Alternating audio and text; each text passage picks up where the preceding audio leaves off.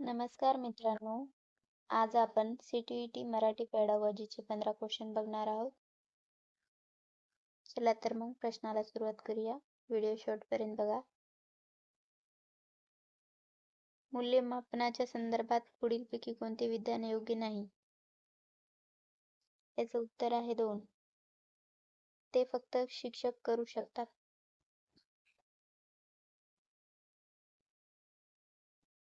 शिक्षणातील उणीवा लक्षात घेण्यासाठी चुकांचे विश्लेषण महत्त्वाचे असते, कारण याचं उत्तर आहे 4.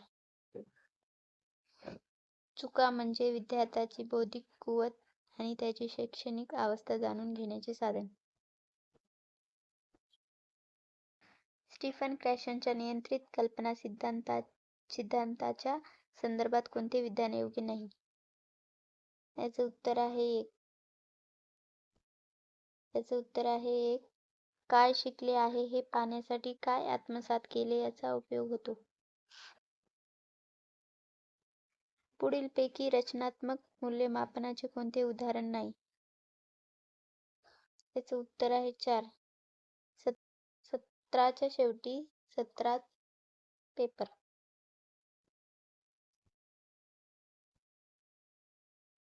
प्रारंभिक अवस्थेचा वाचक जेव्हा विशिष्ट मजकुरातील अर्थ लावताना आणि त्यातील आशय सांस्कृतिक संदर्भ समजून घेण्यासाठी स्वतःच्या सामान्य ज्ञानाचा वापर करते त्याला डॅश म्हणतात.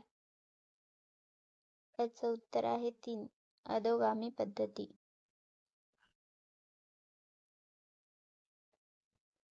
पुढीलपैकी कोणती कृती मजकुराचे आकलन आणि शब्दसंग्रह विकासाच्या बाबतीत उपयोगी ठरणार नाही? याचे उत्तर आहे 4. बाराखडी तक्ता. महत्त्वाच्या 2 मूल्यमापनाच्या संदर्भात पुढीलपैकी कोणते विधान योग्य आहे? याचं उत्तर आहे 1. रचनात्मक मूल्यमापन हे संपूर्ण शिक्षणावस्थेत सातत्याने सुरू राहते.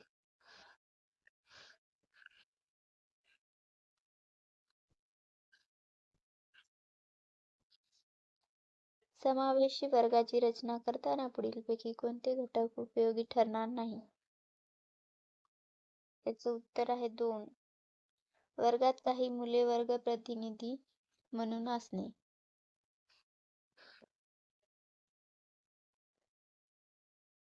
किंवा 6 ला 9 वाचणे किंवा लिहिणे ही मुलांमध्ये आढळणारी सामान्य बाब आहे. हे कशामुळे होते? तर याचं उत्तर आहे 2. वाचन अक्षमता. प्राथमिक परस्पर संभाषण कौशल्य म्हणजे? याचं उत्तर आहे 1. दैनंदिन संभाषणात वापरलेली भाषा. शिक्षिका हिंदी भाषी विद्यार्थ्यांना इंग्रजी शिकवताना स्पष्टपणे नियम न सांगता त्यांना संदर्भ आणि संधी देत लहान लहान इंग्रजी वाक्यातून संभाषणात गुंतवून ठेवते. ती त्यांना उदाहरणे देत जी मुले संभाषणात वापरतात. हळूहळू त्यांना शिक्षिकेच्या मदतीने आपसुकच नियमांचे आकलन होते. तुमच्या मते शिक्षिका कोणत्या पद्धतीचा अवलंब करते? याचं उत्तर आहे 1. संभाषणात्मक पद्धती.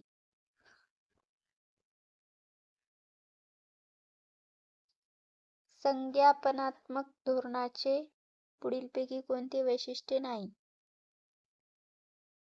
याचं उत्तर आहे 3. प्रारूपापेक्षा कार्यावर भर देणे.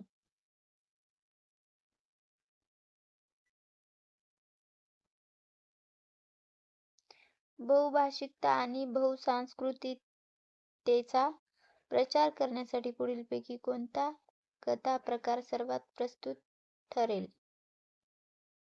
याचं उत्तर आहे 3. लोककथा.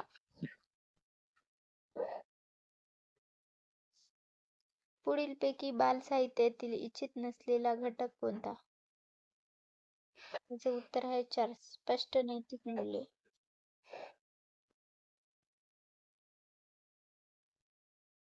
पुढीलपैकी कोणते शिक्षणाचे कार्यक्षेत्र मानले नाही? उत्तर आहे 4. समाज सांस्कृतिक.